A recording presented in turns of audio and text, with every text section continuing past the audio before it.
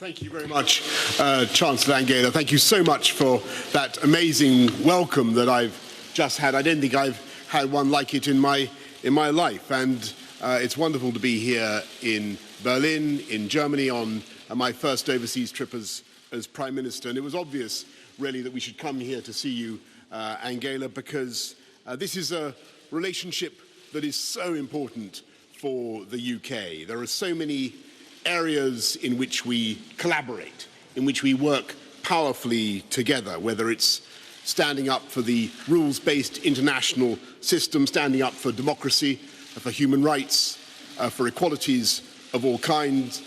Germany and the United Kingdom are shoulder to shoulder. We work together to preserve our collective security, whether through NATO or other institutions.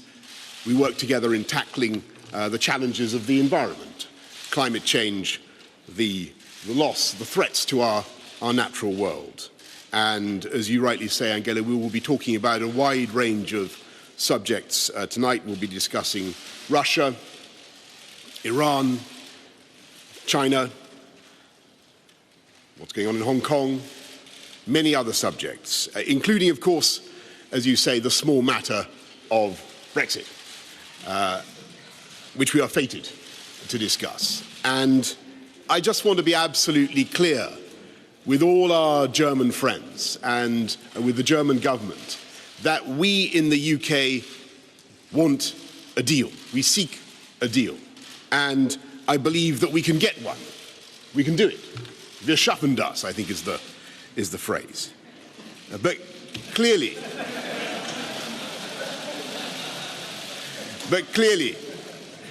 we cannot accept the current withdrawal agreement, arrangements that either divide the UK or lock us into the regulatory and trading arrangements of the EU, the legal order of the EU, without the UK having any say on those matters. So we do need that backstop removed.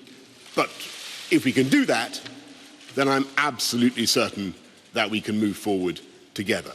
And I want to make one crucial point, which is that we in the UK are absolutely dedicated to the protection of the rights of the 3.2 million EU nationals in our country who do so much, who contribute so much to our country, and of course, in particular, our German friends. So that's why I'm here tonight. Thank you very much for that wonderful welcome, and I look forward to developing our friendship and our relationship. Yes, of course, I think there is ample scope to do a deal, and I've explained, I think, pretty clearly what needs to happen. We need to remove those elements of the withdrawal agreement that simply don't work for the UK. I've spoken of the things that I think are sensible, the protections of the rights of EU nationals, but the backstop, that particular arrangement, which I do think has grave defects for a democratic country, a sovereign democratic country like the UK, that plainly has to go.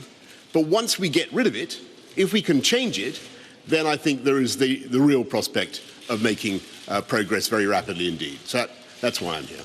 Just stress on the point about the border in Northern Ireland. The United Kingdom will under no circumstances implement checks, customs checks or any type of checks at the border in Northern Ireland. I hope that is absolutely clear. We think that there are ways of protecting the integrity of the EU single market without having checks of that kind at the border. And that's clearly what we need to work on to secure.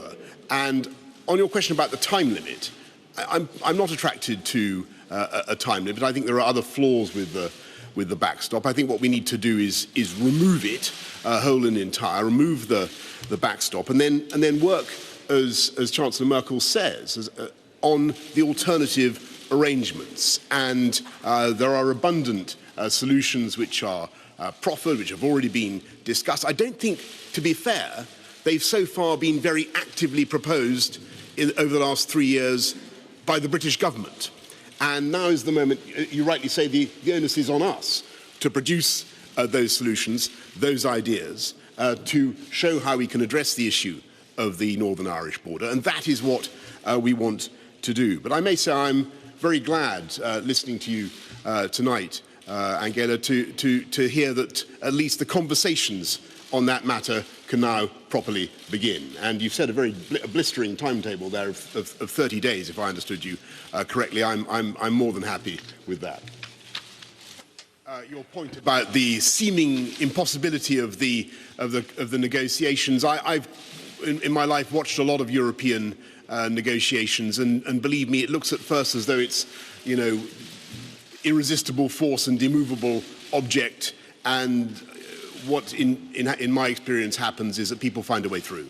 And I think that if we approach this with sufficient patience and optimism, as I say, we can get this done. And it's in the final furlong generally when the horses change places and the winning deal appears. On your second very good point about Russia and the G7, I'm aware, of course, of the moves to reintegrate Russia into the G7, and I just have to say that given what happened in Salisbury and Wiltshire, given the use of chemical weapons on British soil, given the continuing instability, civil war, the war in Ukraine, given Russia's provocations, not just in Ukraine but in many other places, I must say I am very much with Chancellor Merkel in thinking that the case has yet to be made out